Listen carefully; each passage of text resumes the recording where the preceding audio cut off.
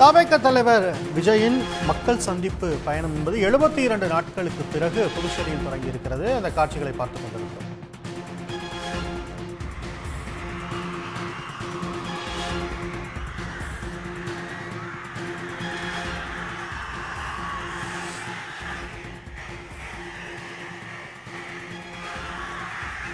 என் நெஞ்சில் குடியிருக்கும்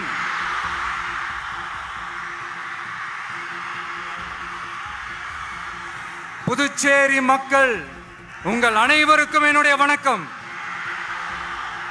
வணக்கம் வணக்கம். எல்லாரும் எப்படி இருக்கீங்க?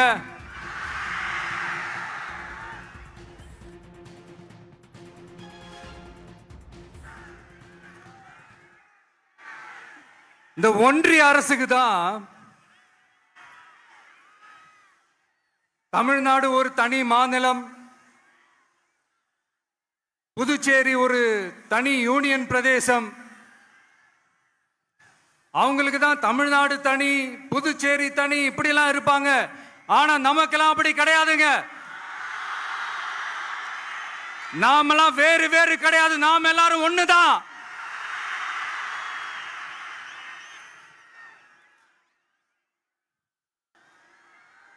தமிழ்நாடும் புதுச்சேரியும் தனித்தனியாக இருந்தாலும் நாம் எல்லாரும் ஒண்ணுதான். நாம் எல்லாரும் சொந்தம் தான்.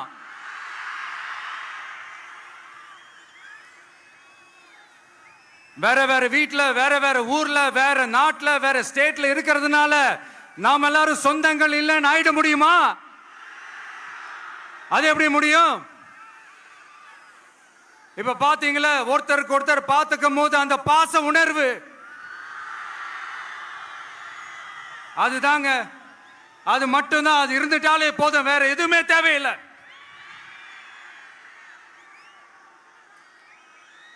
அதனால தமிழ்நாடு, புதுச்சேரி, கேரளா, கர்நாடகா, ஆந்திரா மட்டும் இல்ல, உலகத்துல எந்த மூலையில நம்ம வகைரா இருந்தாலும் அவங்க எல்லாருமே நம்மளோட உயிர் தான். அவங்க எல்லாருமே நம்மளோட உறவு தான்.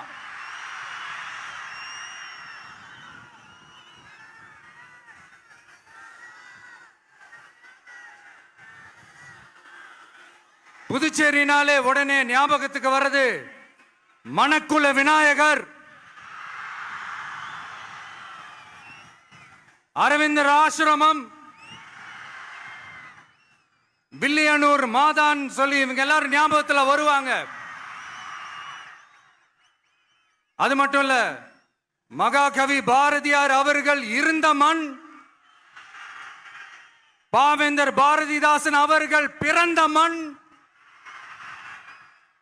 அது மாதிரி இன்னும் சிறப்புகளை அடுக்கிக்கிட்டே போலாம்.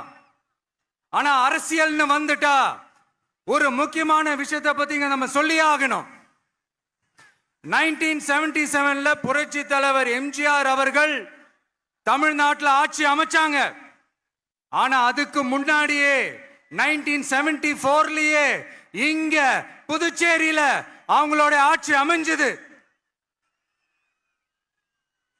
அதனாலதான் அப்பவே சொன்னாங்க, நமக்காக வந்தவர் எம்ஜிஆர், அவரை தமிழ்நாட்டில் மிஸ் பண்ணிடாதீங்கன்னு நமக்கு அலர்ட் பண்ணதே புதுச்சேரி தான்.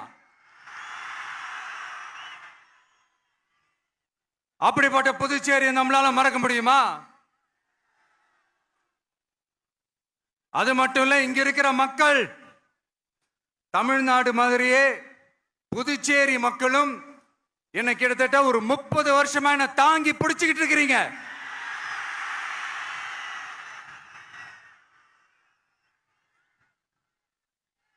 அதனால இந்த விஜய் தமிழ்நாட்டுக்கு மட்டும் தான் குரல் கொடுப்பான்னு நினைக்காதீங்க.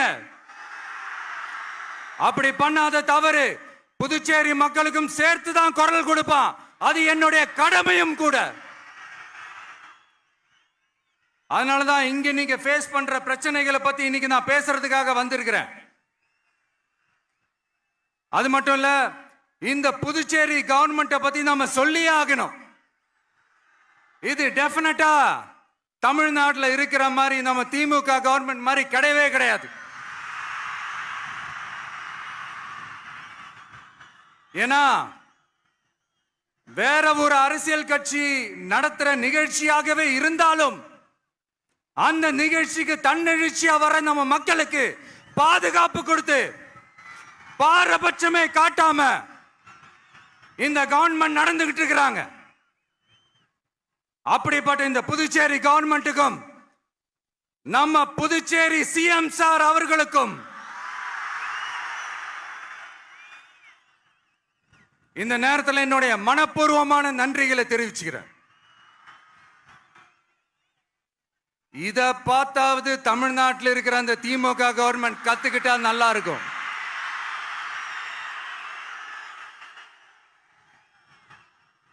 ஆனா அவங்க கத்துக்க மாட்டாங்க. பரவாயில்ல, வரப்போற எலெக்ஷன்ல 100% கத்துக்குவாங்க.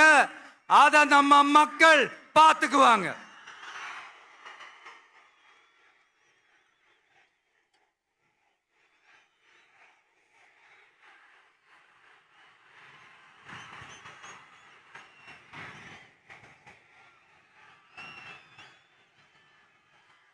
புதுச்சேரியில் இருக்கிற கவர்மெண்டோட கூட்டணி ஆட்சியில இருந்தாலும் புதுச்சேரிய ஒன்றிய அரசு எதிலையுமே கண்டுக்கல் என்றது புதுச்சேரி மக்களான உங்களுக்கு நல்லாவே தெரியும். மாநில அந்தஸ்து கோரிக்கையை மட்டுமா கண்டுக்கல, இங்க வளர்ச்சி ஏற்படவும் துணை நிக்கவே இல்லைன்னு கேள்விப்படுறோம். இந்த புதுச்சேரிக்கு இன்னும் மாநில அந்தஸ்து கொடுக்கல. மாநில அந்தஸ்து வேணும்னு கேட்டு பல முறை சட்டசபையில தீர்மானம் போட்டு ஒன்றிய அரசுக்கு அனுப்பி வச்சுக்கிட்டே இருக்கிறாங்க. இந்த வருஷம் கூட மார்ச் மாசம் 27ஆம் தேதி 2025 அன்னைக்கு ஒரு தீர்மானம் போட்டாங்க. அது மாநில அந்தஸ்து வேணும்னு கேட்டு ஒன்றிய அரசுக்கு அனுப்புற 16வது தீர்மானம். புதுச்சேரி காரைக்கால் பகுதிகளில் மூடப்பட்ட 5 மில்கள், பல்வேறு தொழிற்சாலைகளை மீண்டும் திறக்கிறதுக்கு இதுவரைக்கும் ஒரு துரும்ப கூட கிள்ளி போடல. பல்லாயிரக்கணக்கான இளைஞர்களோட வேலை வாய்ப்புக்காக எதையுமே செய்யல. இங்க ஒரு ஐடி கம்பெனி உருவாகணும்ன்றது எண்ணமே இல்லை. அதை பத்தி யார் பேசினாலும் அது அவங்க காதல விழவே விழல. இங்க ஒரு அமைச்சரை ஊழல் குற்றச்சாட்டுல பதவி விட்டு நீக்கப்பட்டு அந்த இடத்துக்கு இன்னொருத்தரை நியமிச்சு 200 நாள் ஆச்சு. இன்னும் அவருக்கு ஒரு இலாக்காவே தரல. இந்த செயல் சிறுபான்மை மக்களை அவமானப்படுத்துறதுன்னு அந்த மக்களே சொல்றாங்க. புதுச்சேரியோட முக்கிய அங்கமாக இருக்கிற காரைக்கால், மாகே, ஏனாம் பகுதிகளில் எல்லாம் முன்னேற்றமே இல்லைன்னு அந்த பகுதி மக்கள் சொல்லிக்கிட்டே இருக்கிறாங்க. குறிப்பா காவிரியோட கடைமடை பகுதியான காரைக்காலை மொத்தமா கைவிட்ட மாதிரி தான் இருக்குது. இது எல்லாமே முன்னேற்றம் அடையணும். டூரிஸ்ட் பிளேஸ் ஆன புதுச்சேரியில போதுமான அளவு பார்க்கிங் வசதி இல்ல, போதுமான அளவு கழிப்பறை வசதி இல்ல. இதெல்லாமே மேம்படுத்தணும். புதுச்சேரி கடலூர் மார்க்கமான ரயில் திட்டம் வேணும்ங்கிறது நீண்ட கால கோரிக்கை. புதுச்சேரி மக்களுக்கு ஒன்னே ஒண்ணுதான் சொல்லணும், இந்த திமுகவை நம்பாதீங்க. அவங்களுக்கு உங்களை நம்ப வச்சு ஏமாத்துறது தான் அவங்க வேலையே. நான் சொன்ன பல கோரிக்கைகளை எல்லாம் தீர்த்து வைக்கிறதுக்கு நம்ம புதுச்சேரி கவர்மெண்ட்டுக்கும் அதோட மக்கள் திட்டங்களுக்கும் ரொம்ப அக்கறையா உண்மையா துணை நிற்கிறோம். தமிழ்நாட்டை ஒதுக்குற மாதிரி புதுச்சேரியும் ஒதுக்க கூடாதுன்னு நாங்க கேட்டுக்கிறோம். கிட்டத்தட்ட 20 லட்சம் பேர் வாழ்ற யூனியன் பிரதேசமான புதுச்சேரி மத்திய நிதி குழுவில் இடம்பெறவில்லை. அதனால் மாநிலங்களுக்கான நிதி பகிர்தல் அடிப்படையிலும் யூனியன் பிரதேசங்களுக்கான நிதி பகிர்தல் அடிப்படையிலும் புதுச்சேரிக்கு நிதி ஒதுக்கப்படுவதில்லை. அதனால ஒவ்வொரு ஆண்டும் புதுச்சேரிக்கு தோராயமாகவே மத்திய அரசு நிதியை விடுவிக்கிறது. அந்த நிதியும் அரசு ஊழியர்களின் சம்பளம், ஓய்வூதிய தொகை உள்ளிட்ட திட்ட செலவுகளுக்கே சென்று விடுவதால் மீத தேவைக்கு வெளிச்சந்தையிலும் கடன் பத்திரங்களை கடன் வாங்குகிறது புதுச்சேரி. இந்த நிலைமை மாறணும்னா ஒரே வழி, மாநில அந்தஸ்து நம்ம புதுச்சேரி மக்களோட பல்லாண்டு கால கோரிக்கை. புதுச்சேரிக்கு போதுமான நிதி வரத்து இல்லாததுனால வெளியே கடன் வாங்க வேண்டியதா இருக்கு. புதுச்சேரியோட கடனை குறைச்சு தற்சார்பு பொருளாதாரத்தை வளர்த்தெடுக்க திட்டங்கள் வகுக்கப்பட வேண்டும். மாநில அந்தஸ்து வாங்கினா மட்டும் போதாது இல்லையா, தொழில் வளர்ச்சியும் தேவையாச்சே. புதுச்சேரி தென்னிந்தியாவின் முன்னணி இண்டஸ்ட்ரியல் ஹப்பாக மாற்ற எல்லா முயற்சிகளும் எடுக்க வேண்டும். இந்திய அளவில் ரேஷன் கடைகளே இல்லாத மாநிலம் புதுச்சேரி தான். ஏழை எளிய மக்களுக்கு வாழ்வாதாரமே ரேஷன் கடைகள் தான். மற்ற மாநிலங்கள்ல இருக்கிற மாதிரி இங்கேயும் அரிசி, சர்க்கரை, பருப்பு, கோதுமை, எண்ணெய்னு அனைத்து பொருட்களும் வழங்கும் முறை சீராக்கப்பட வேண்டும். கடைசியா மீன் பிடிக்க செல்லும் காரைக்கால் மீனவர்களை அடிக்கடி கைது செய்யும் இலங்கை கடற்படை அவர்களின் படகுகளையும் பறிமுதல் செய்து விடுகிறது. அதனால் நீண்ட போராட்டங்களுக்கு பிறகு அவர்கள் விடுவிக்கப்பட்டாலும் படகுகள் கிடைக்காததால் படு மோசமான நிலைக்கு தள்ளப்படுகின்றனர். இந்த நிலை மாற வேண்டும். நான் மறுபடியும் சொல்றேன், இந்த விஜய் புதுச்சேரி மக்களுக்காகவும் எப்பவும் துணை நிற்பான். வரப்போற புதுச்சேரி தேர்தல் களத்துல நம்மளுடைய தமிழக வெற்றி கழகத்தின் கொடி பட்டொளி வீசி பறக்கும்.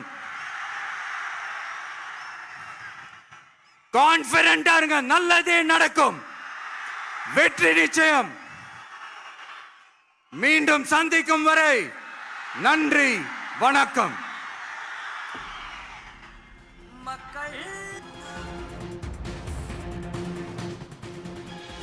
72 நாட்களுக்கு பிறகு புதுச்சேரிக்கு வந்த தமிழக வெற்றிக் கழக தலைவர் விஜய் மக்கள் சந்திப்பு பிரச்சாரத்தை முன்னெடுத்திருக்கிறார். புதுச்சேரிக்காகவும் தன்னுடைய குரல் ஒலிக்கும் என தெரிவித்திருக்கிறார். முன்பாக 10:30 மணிக்கு இந்த கூட்டம் தொடங்கும் என அறிவிக்கப்பட்டிருந்தது. அதற்கு ஏற்றாற்போல் 10:30 மணியளவில் தன்னுடைய பிரச்சார வாகனத்தை அடைந்த விஜய் போதுமான அளவுக்கு கூட்டம் கூடாததால் சுமார் 1 மணி நேரம் காத்திருந்து 11:27 மணிக்கு பேருந்தின் மீது ஏறி தன்னுடைய உரையை வாசித்தார். அந்த காட்சிகளை பார்த்து கொண்டிருக்கிறோம்.